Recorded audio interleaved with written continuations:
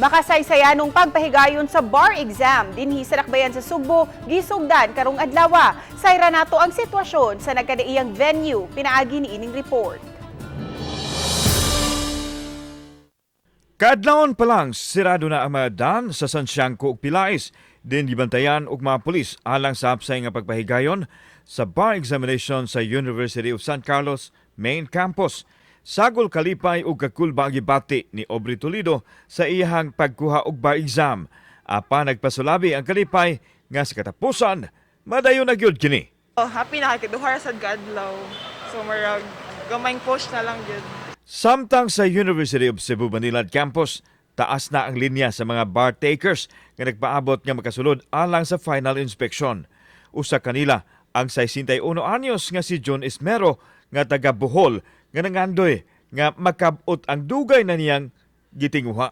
Sa iyang edad, positibo nga mahimo siyang abogado. How old are you, sir? 61. 61? Yes.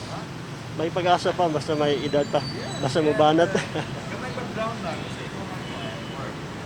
I am a minister. I am a church minister.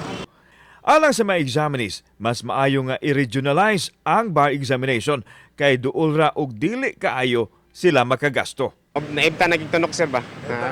At least taas kayong adjustments nga layo pa sa pamilya, sa trabaho po. Mas maayo ni siya kay doon sa pamilya. Excited usab ang mga ginikanan.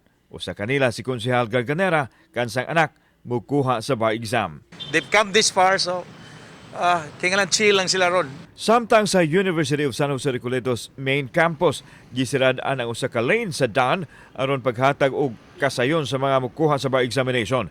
Gitugtan hinuon ang mga sakinan nga mohatod sa mga bar examinee. Gawa sa kapulisan, may mga traffic enforcer nga mipasayon sa dagan sa trapiko og ang mga sakop sa city disaster ang miabag usab kanila. Higpit ang pagbantay tungod kay ang mga bar examinee lang ug ang mga tigbantay ang gitugutang makasud. Sa first gate, anaa ang mga doktor ug nurses ug ang magkawani sa Korte Suprema nga mususi sa kahimtang sa panglawas ug rekisito sa mga bar examinee. Adunay 300 ka mga bar examining nga nikuha sa exam sa USJR Basak Campus. Nasayran nga dunay 1,100 ka mga bar takers ang misalmot karong tuiga. Walay na itabong send-off sa mga bar examinees aron kalikayan ang pinagtapok sa mga tao tungod sa pandemic. Kauban si Cleofer Lumayag, ako si Alan Domingo. Balitang Bisdak.